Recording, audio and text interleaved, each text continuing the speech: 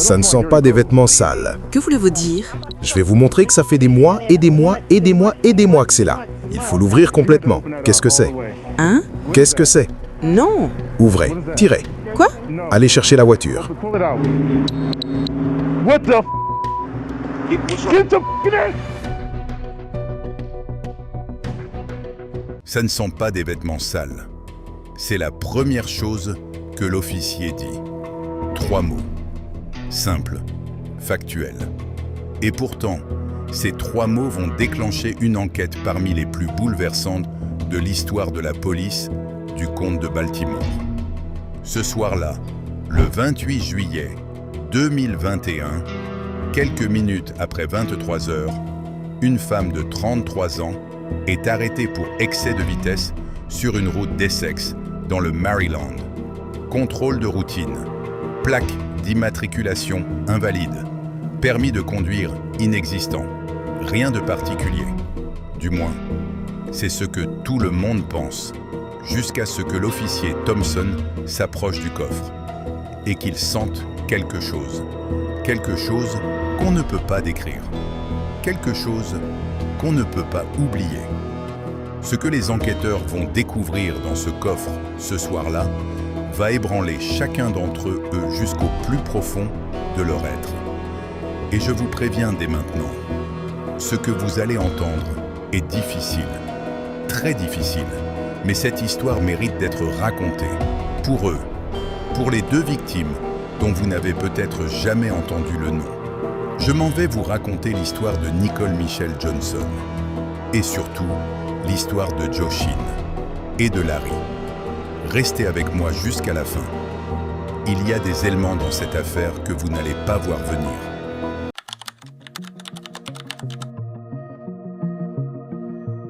Essex, une ville du comte de Baltimore, dans le Maryland, côte est des États-Unis.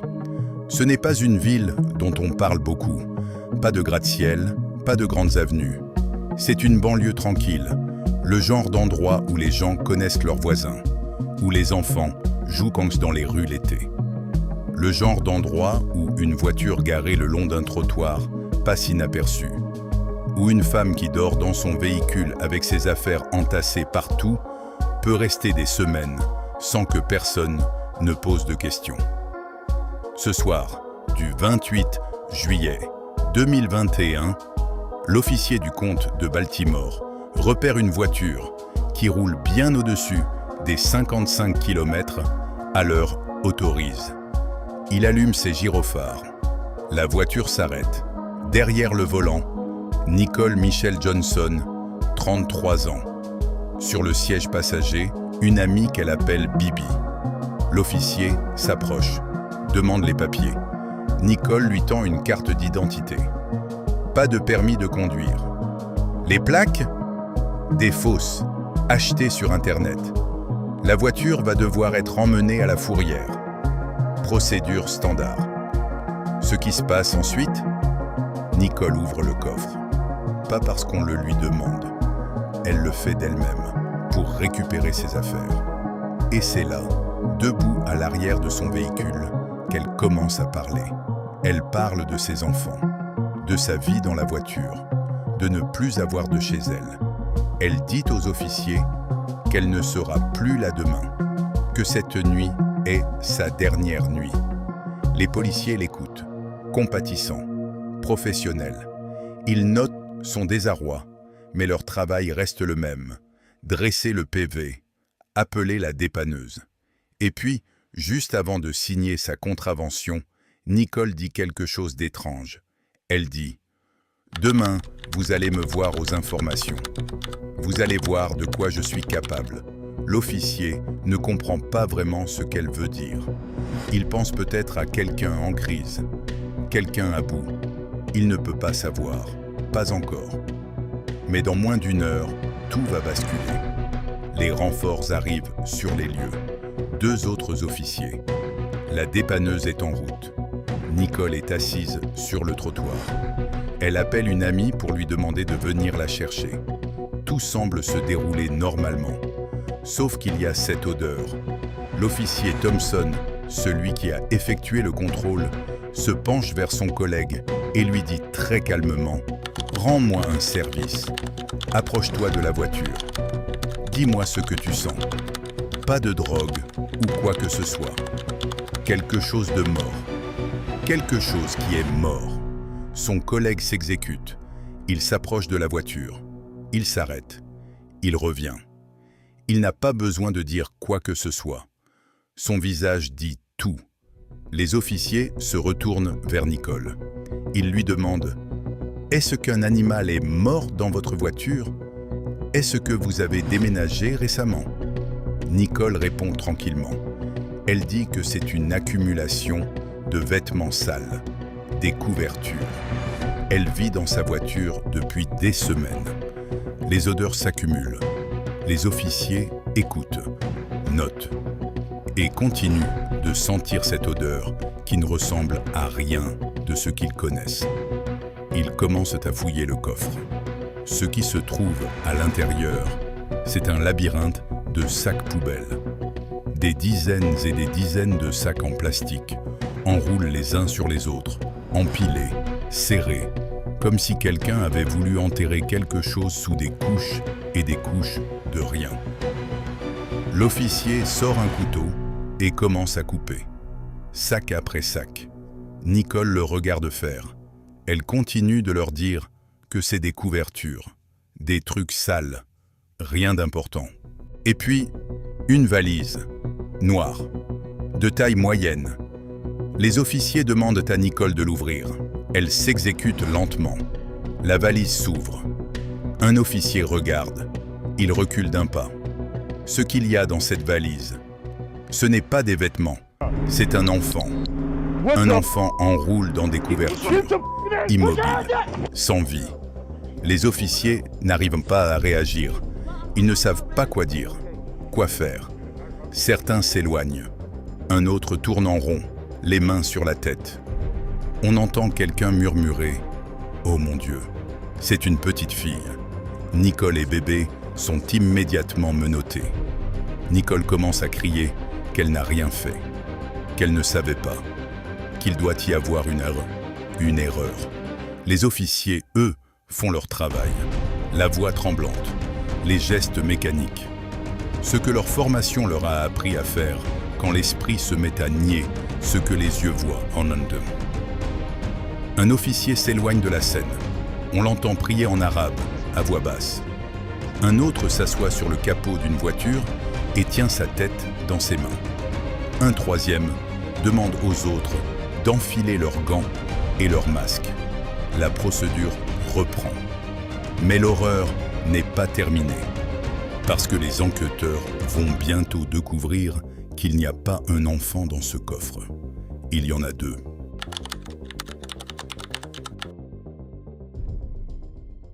La nuit du 28 juillet 2021 est maintenant une scène de crime. Des gyrophares de toutes les couleurs, des agents en combinaison, la dépanneuse qui ne servira finalement à rien. Et ce silence particulier qui s'installe quand des hommes et des femmes chargent de voir le pire, essaient de garder leur calme face à quelque chose qui dépasse tout ce qu'ils ont connu. Les premiers enquêteurs commencent à trier le contenu du coffre, couche par couche, sac après sac, et sous la valise, sous les couvertures, sous tout ce que Nicole avait en tasse pour cacher ce que personne ne devait voir. Un bac en plastique, noir et jaune, à l'intérieur, des couvertures, des sacs poubelles, la même méthode, et à l'intérieur de tout ça, un petit garçon, enroulé dans les mêmes couvertures, de la même façon, seul dans l'obscurité du coffre de cette voiture. Un officier, ce soir-là, regarde le corps de ce petit garçon et dit à voix basse « Ma fille a 5 ans samedi. Ce gosse, c'est un enfant de 5 ans. Comment est-ce que quelque chose comme ça peut arriver ?» Pendant ce temps, dans la voiture banalisée où elle attend, Nicole parle toute seule. On l'entend murmurer. Elle se dit qu'elle aurait dû ouvrir le coffre elle-même dès le début. Elle se dit qu'elle est stupide. Elle ne pleure pas. Elle ne demande pas à connaître l'état des enfants. Elle ne demande rien. Dans une autre salle d'attente, Bibi comprend peu à peu la gravité de ce qui est en train de se passer. Les enquêteurs échangent quelques mots avec elle. Il devient rapidement évident qu'elle n'avait aucune connaissance de ce qu'il y avait dans ce coffre. Elle est relâchée dans la soirée, confiée à sa famille. Nicole, elle, va avoir des choses à expliquer. Beaucoup de choses. Et c'est là que cette affaire commence vraiment. Avant de continuer l'histoire de Nicole, avant l'interrogatoire, avant les aveux, je veux qu'on s'arrête. Je veux qu'on prenne le temps de parler d'eux. Parce que dans cette affaire, comme dans beaucoup d'autres, il est trop facile de se laisser absorber par la psychologie du criminel et d'oublier les victimes. Et ces deux enfants méritent bien plus que d'être réduits à des chiffres dans un rapport d'autopsie. La petite fille s'appelle Joshine Mary James Johnson. Elle a 7 ans. 7 ans. Le petit garçon s'appelle Larry Darnell O'Neill. Il en a 5. Tous les deux sont les enfants de Dachelle Johnson, la sœur de Nicole. 2 ans avant les événements, Dachelle a confié ses enfants à Nicole. Elle disait ne pas pouvoir s'en occuper à ce moment-là. Elle faisait confiance à sa sœur. Dachelle a pris des nouvelles. Elle a envoyé de l'argent. Elle demandait à les voir. Elle demandait des photos. Nicole les lui envoyait, lui répondait, faisait semblant que tout allait bien. En avril 2021, 3 mois avant le contrôle de police, Dachelle lui a même envoyé un message pour la remercier. Elle lui écrivait « Merci de si bien t'en occuper ». À ce moment-là, Joshine était morte depuis 1 an. 1 an. Pendant qu'une mère remerciait sa sœur de bien s'occuper de sa fille, cet enfant se trouvait dans le coffre d'une voiture, enroulé dans des couvertures, dans des sacs poubelles. Et Nicole continuait de répondre aux messages, continuait de faire semblant. Les enquêteurs apprennent également ceci. Aucun de ces 2 enfants n'avait jamais été vu par un médecin dans le Maryland. Aucun n'avait été inscrit à l'école. Et aucun n'avait été signalé comme disparu. Ce détail-là m'a frappé plus que beaucoup d'autres dans cette affaire. 2 enfants, invisibles. Personne ne les cherche. Personne ne sait même qu'ils ont disparu. C'est cela aussi, cette affaire. Et puis il y a les poids. Lors de l'autopsie, les médecins légistes constatent que Joshine, 7 ans, ne pesait que 8 kilos. 8 kilos. Larry, 5 ans, en pesait 9,5. Les médecins le confirment. Pour atteindre un tel niveau de dénutrition, il faut plusieurs mois d'un régime alimentaire complètement insuffisant. Plusieurs mois. Nicole, elle, dira aux enquêteurs que les enfants mangeaient tout le temps, qu'ils ne manquaient de rien. Les faits, eux, ne mentent pas.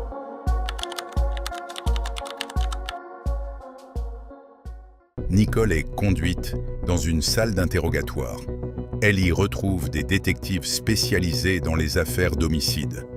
Elle est calme, surprenamment calme. Elle commence par donner une version. Elle était en ville pour voir quelqu'un. Bibi attendait dans la voiture. L'odeur? Elle pensait que c'était un rat mort. Elle avait fait nettoyer la voiture, plusieurs fois. Mais l'odeur ne partait pas. Les détectives l'écoutent, prennent des notes, et puis, tranquillement, ils changent d'angle. Ils lui montrent une photo. Ils lui demandent « Est-ce que vous reconnaissez cette personne ?» Nicole regarde la photo. C'est sa sœur, la mère des enfants. Les enquêteurs continuent. Ils lui expliquent qu'il y avait 2 enfants dans son coffre.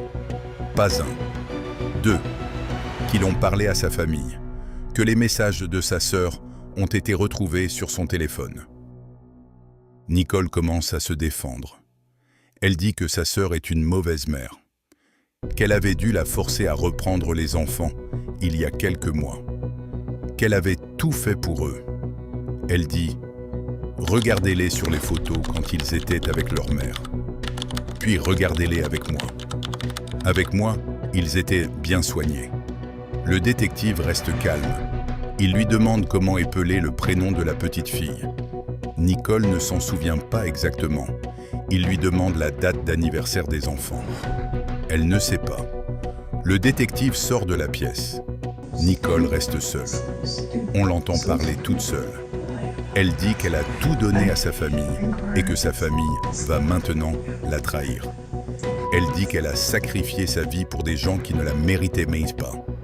Elle ne parle pas des enfants. Elle ne parle pas de Joshin. Elle ne parle pas de Larry. Quand le détective revient, il lui dit qu'il a besoin de comprendre. Qu'il a besoin qu'elle l'aide à comprendre comment ses enfants ont pu finir là. Nicole baisse la tête et elle commence à parler.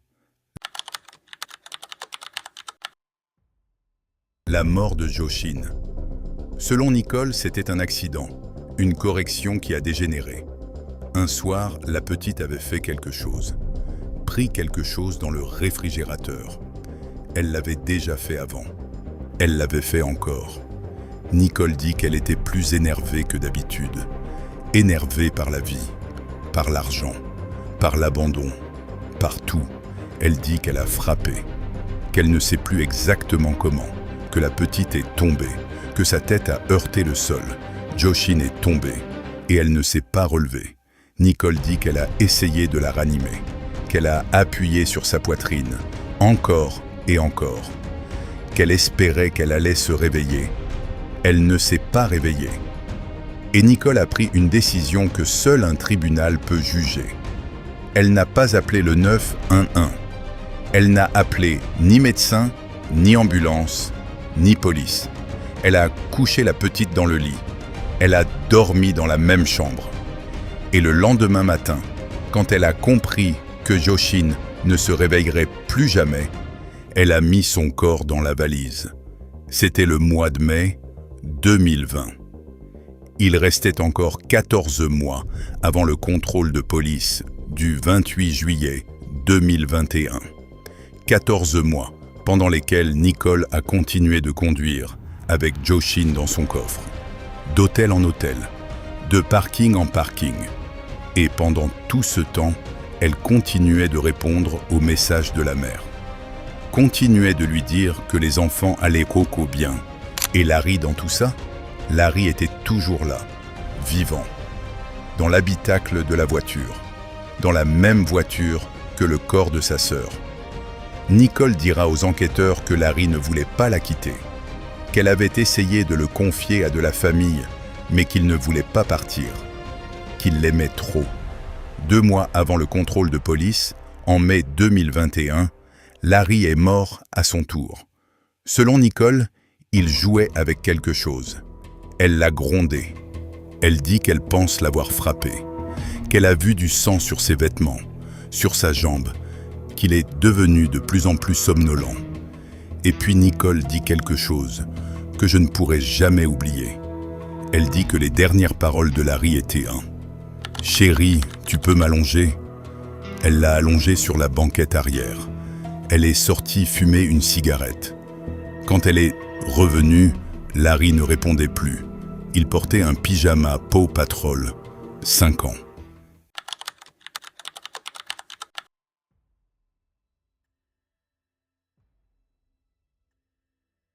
Nicole dit qu'elle aimait ses enfants, qu'elle prenait soin d'eux, qu'ils mangeaient en bien, qu'ils étaient heureux. L'enquête raconte une histoire différente. Des témoins dans les hôtels où Nicole et les enfants ont séjourné rapportent avoir entendu des cris, des pleurs. Ils disaient entendre Nicole crier des gros mots sur les enfants, particulièrement sur la petite. Ils entendaient Joshin crier pour qu'elle arrête. D'autres témoins confirmaient que la petite, quand on la voyait, semblait avoir bien moins de 7 ans. 7 ans. Elle était petite, trop petite. Quand les enquêteurs fouillent la chambre d'hôtel où Nicole séjournait juste avant le contrôle, ils trouvent des peluches. 2 ours en rose composés de fleurs, l'un bleu et l'autre rose. Chacun avec un ruban autour du cou, sur lequel est écrit « Pour toujours et à jamais ». Il n'y a ni vêtements d'enfant, ni jouets, ni quoi que ce soit, indiquant qu'un enfant vivait là. En juin 2021, un mois avant le contrôle, Nicole avait envoyé à une amie une vidéo montrant la voiture. Elle parlait de l'odeur. Elle disait « chercher quelque chose pour absorber les mauvaises odeurs ». À ce moment-là, selon les estimations des médecins légistes, Larry était probablement déjà mort ou mourant. Les autopsies ne peuvent pas déterminer avec certitude la cause exacte de la mort de chacun des deux enfants. L'état de décomposition est trop avancé. Mais les médecins légistes concluent tous les deux à un homicide. Les preuves d'abus physiques et de négligence grave sont trop nombreuses, trop évidentes. Et puis il y a les poids. 8 kilos pour une petite fille de 7 ans. 9,5 kg pour un garçon de 5 ans. Les médecins confirment, pour en arriver là, il faut plusieurs mois d'une malnutrition sévère. Pas quelques jours, pas une semaine, des mois. Nicole dira, il mangeait tout le temps. Il mangeait de tout. Le corps de ses enfants dit autre chose.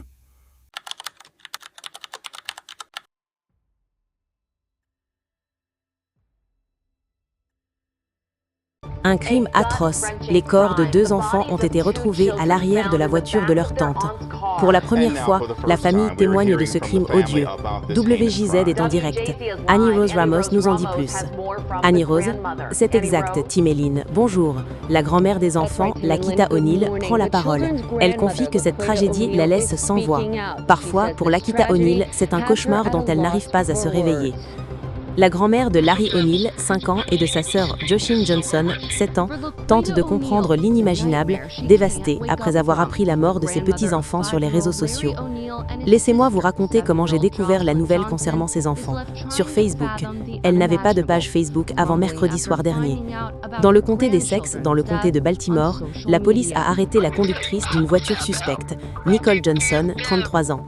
L'agent a senti une odeur nauséabonde provenant de la voiture et a finalement découvert les corps des deux jeunes enfants dans le coffre. Un mois après son arrestation, la mère de Nicole envoie un email aux responsables de la ville de Baltimore. Elle leur demande d'intervenir, de protéger son autre petit-enfant, le fils de Dachelle, qui avait été placé sous la garde des services sociaux après les événements. Dans cet email, elle critique également les travailleurs sociaux et sa propre fille pour ce qui s'y passe. La sœur de Nicole, Dachelle, la mère de Joshine et Larry, organise une collecte de fonds pour financer les funérailles de ses enfants. Des sources indiquent qu'elle aurait lancé jusqu'à 4 campagnes différentes, toutes supprimées depuis. Nicole Michelle Johnson, 33 ans, est placée en détention provisoire sans possibilité de libération sous caution. Elle est inculpée sur 14 chefs d'accusation. 2 chefs d'abus graves sur enfants ayant entraîné la mort. 2 chefs d'abus graves sur enfants ayant cause des blessures physiques sévères. Abus sur enfants au 2e degré, agression au 2e degré, négligence sur mineur, défaut de signalement du décès d'un mineur, élimination non autorisée d'un corps. 2 fois. Le 13 août 2024, Nicole plaide coupable. 2 chefs d'abus graves sur enfants ayant entraîné la mort. En février 2025, la sentence tombe. La prison à vie. Avec la possibilité d'une libération conditionnelle après 50 ans, suivie de 5 ans de probation. Nicole Michelle Johnson a 33 ans. Si elle ressort un jour, ce sera à 83 ans minimum.